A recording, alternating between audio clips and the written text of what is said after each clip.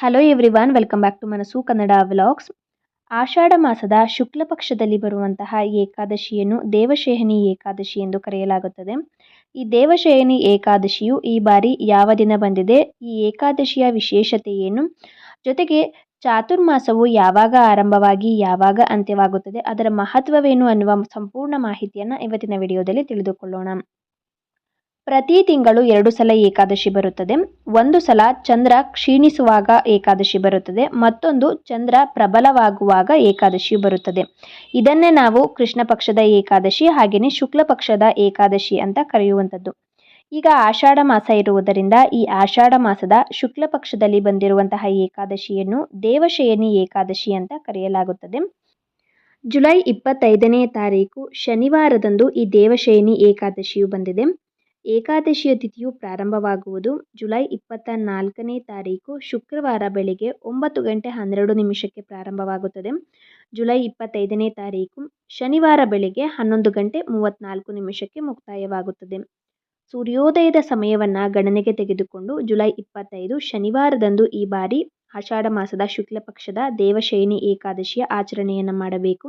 ಈ ದೇವಶಯನಿ ಏಕಾದಶಿಯ ದಿನದಂದು ಭಗವಂತನಾದ ವಿಷ್ಣುವಿನ ಪೂಜೆಯನ್ನು ಮಾಡಬೇಕು. ಹಾಗೆಯೇ ಉಪವಾಸದ ಆಚರಣೆಯನ್ನು ಕೂಡ ಮಾಡಬೇಕು. ಕಟ್ಟುನಿಟ್ಟಾಗಿ ಉಪವಾಸದ ಆಚರಣೆಯನ್ನು ಏಕಾದಶಿಯ ದಿನದಂದು ಮಾಡಿ ಸಂಪೂರ್ಣವಾಗಿ ಮಾಡಿ ದ್ವಾದಶಿಯ ದಿನದಂದು ಜುಲೈ 26ನೇ ತಾರೀಕು ದ್ವಾದಶಿಯ ದಿನಕ್ಕೆ ಉಪವಾಸವನ್ನು ಮುಕ್ತಾಯ ಮಾಡಬೇಕು. ಈ ದೇವಶಯನಿ ಏಕಾದಶಿ ಹಾಗೆಯೇ ಚಾತುರ್ಮಾಸಕ್ಕೂ ಕೂಡ ಸಂಬಂಧ ಇದೆ. ಅಂದರೆ ಈ ಚಾತುರ್ಮಾಸವು ಯಾವಾಗ ಪ್ರಾರಂಭವಾಗುತ್ತೆ ಅನ್ನೋದಾದರೆ ಈ ದೇವಶಯನಿ ಏಕಾದಶಿಯ ದಿನದಿಂದಲೇ ಚಾತುರ್ಮಾಸವು ಕೂಡ ಪ್ರಾರಂಭವಾಗುತ್ತದೆ. ದೇವಶಯನಿ ಏಕಾದಶಿಯ ದಿನದಂದು ವಿಷ್ಣುವು 4 ತಿಂಗಳ ಕಾಲ ಯೋಗ ನಿದ್ರೆಗೆ ಜಾರುತ್ತಾನೆ ಅಂತೆ. ಅಂದರೆ ಚಾತುರ್ಮಾಸವು ಪ್ರಾರಂಭವಾಗುತ್ತದೆ.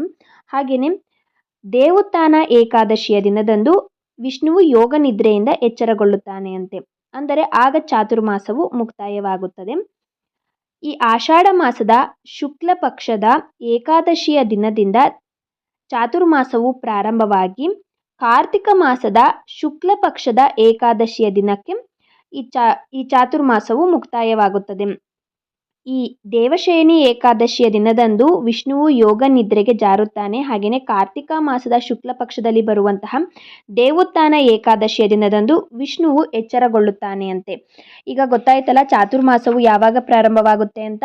4 ತಿಂಗಳ ಕಾಲ ಈ ಚಾತುರ್ಮಾಸವು ಇರುತ್ತದೆ. ಅಂದರೆ ಜುಲೈ 25ನೇ ತಾರೀಕು ಶನಿವಾರದಿಂದ ಚಾತುರ್ಮಾಸವು ಪ್ರಾರಂಭವಾಗಿ ನವೆಂಬರ್ 20ನೇ ತಾರೀಕು ಶುಕ್ರವಾರದ ತನಕ ಕೂಡ ಈ ಚಾತುರ್ಮಾಸವು ಇರುತ್ತದೆ. ಒಟ್ಟಾರೆಯಾಗಿ 4 ತಿಂಗಳ ಕಾಲ ಈ ಚಾತುರ್ಮಾಸ ಇರುತ್ತದೆ. ಈ ಅವಧಿಯನ್ನೇ ಚಾತುರ್ಮಾಸ ಅಂತ ಕರೆಯುವಂಥದ್ದು. ವಿಷ್ಣುವು ಯೋಗ ನಿದ್ರೆಗೆ ಜಾರಿದಂಥ ಈ ಚಾತುರ್ಮಾಸದ ಸಮಯದಲ್ಲಿ ಯಾವುದೇ ರೀತಿಯ ಒಂದು ಶುಭ ಕಾರ್ಯಗಳನ್ನು ಕೂಡ ಮಾಡುವುದಿಲ್ಲ. ಮದುವೆ, ನಾಮಕರಣ, ಗೃಹ ಪ್ರವೇಶ ಯಾವುದೇ ಒಂದು ಶುಭ ಕಾರ್ಯಗಳನ್ನು ಕೂಡ ಈ ಚಾತುರ್ಮಾಸದಲ್ಲಿ 4 ತಿಂಗಳ ಕಾಲ ಕೂಡ ಮಾಡುವುದಿಲ್ಲ.